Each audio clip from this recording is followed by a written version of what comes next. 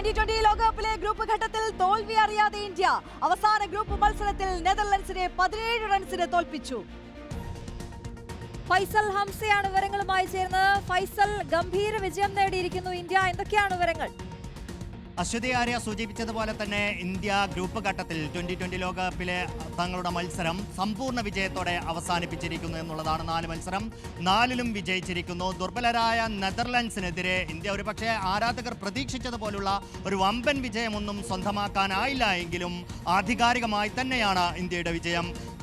ആദ്യം ബാറ്റ് ചെയ്ത ഇന്ത്യയെ ആശങ്കപ്പെടുത്തുന്നതായിരുന്നു. പക്ഷേ ഇന്നത്തെ തുടക്കം, പ്രത്യേകിച്ച് നെതർലൻഡ്സ് പോലുള്ള ഒരു ദുർബല ടീമിനെതിരെ അഭിഷേക് ശർമ്മ ഫോമിലെത്തുമെന്ന് തന്നെയായിരുന്നു എല്ലാവരും പ്രതീക്ഷിച്ചിരുന്നത്. പക്ഷേ ആരാധകരെ തീർത്തും നിരാശപ്പെടുത്തിക്കൊണ്ട് തൻ്റെ തുടർച്ചയായ മൂന്നാം മത്സരത്തിലും അദ്ദേഹം 0 റൺസിന് പുറത്തായതോടെ ആരാധകർക്ക് വലിയ നിരാശയുണ്ടായി. തൊട്ടു പിന്നാലെ തന്നെ ഇഷാൻ കിഷനും കഴിഞ്ഞ മത്സരത്തിലെ ഹീറോ, അദ്ദേഹത്തിനും തിളങ്ങാൻ സാധിച്ചില്ല. എന്നാൽ അവിടെയാണ് ഇന്ത്യക്ക് ഒരു താരോദയം ഉണ്ടാകുന്നത്. ശിവൻ ദുബെ ഇന്ത്യയുടെ പോരാട്ടത്തിൻ്റെ ചുമതല ഏറ്റെടുക്കുന്നു. 66 റൺസുമായി അദ്ദേഹം ഇന്ത്യൻ ഇന്നിംഗ്സിലെ ടോപ്പ് സ്കോററാകുന്നു. അദ്ദേഹത്തിനൊപ്പം തിലക് വർമ്മയുടെ 31 റൺസും ക്യാപ്റ്റൻ സൂര്യകുമാർ യാദവിൻ്റെ 34 റൺസും ഹാർദിക് പാണ്ഡ്യയുടെ 30 റൺസും കൂടി ചേർന്നപ്പോൾ ഇന്ത്യ താരതമ്യേന മികച്ച ഒരു സ്കോർ. ഒരു പക്ഷേ നെതർലൻഡ്സിന് എന്ന ഒരു ചെറിയ ടീമുമായി ഏറ്റുമുട്ടുമ്പോൾ ആരാധകർ പ്രതീക്ഷിച്ചത് 200 റൺസിന് മുകളിലുള്ള ഒരു സ്കോർ ആയിരിക്കും. എങ്കിൽ പോലും അതിനോടടുത്ത ഒരു സ്കോർ 193 റൺസ് എന്നുള്ള ഒരു സ്കോർ ഇന്ത്യക്ക് പടുത്തുയർത്താൻ സാധിക്കുന്നു. അതോടുകൂടെ തന്നെ ഇന്ത്യ ജയം ഉറപ്പിച്ചിരുന്നു. പക്ഷേ മറുവശത്ത് നെതർലാൻഡ്സ് കുഞ്ഞന്മാരെങ്കിലും മികച്ച പോരാട്ട വീര്യമാണ് പുറത്തെടുത്തത്. അവരുടെ ബാറ്റർമാരെല്ലാം മികച്ച സംഭാവനകൾ, ഒരുപക്ഷെ വലിയ സംഭാവനകൾ നൽകാനായില്ലെങ്കിലും ടീമിന് പ്രതീക്ഷ നൽകുന്ന ഒരു പോരാട്ട വീര്യമുള്ള സ്കോറിലേക്ക് എത്തിക്കുന്നതിൽ അവർക്ക് സംഭാവന നൽകാൻ സാധിച്ചു എന്നുള്ളതാണ്.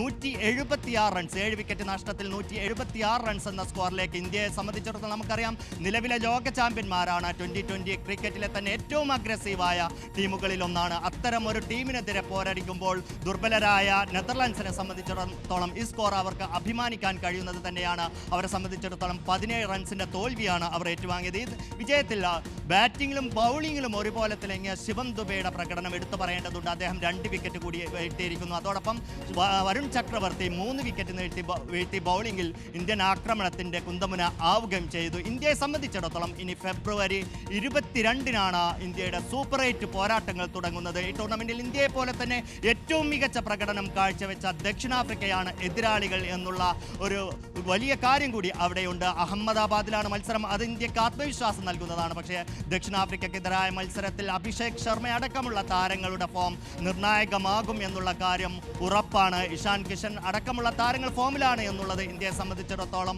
വലിയ പ്രതീക്ഷ നൽകുന്നുണ്ട്.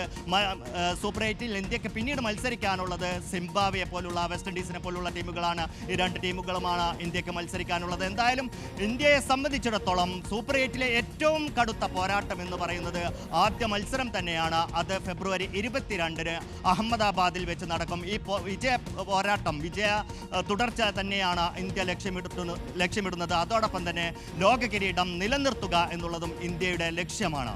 ശരി, 2020 ലോകകപ്പിലെ ഗ്രൂപ്പ് ഘട്ടത്തിൽ 4ാം ജയം അറിഞ്ഞിരിക്കുകയാണ് ഇന്ത്യ. അവസാന ഗ്രൂപ്പ് മത്സരത്തിൽ നെതർലാൻഡ്സിനെ 17 റൺസിനാണ് തോൽപ്പിച്ചത്. ഫൈസൽ ഹംസയാണ് വിവരങ്ങൾ നൽകിയത്.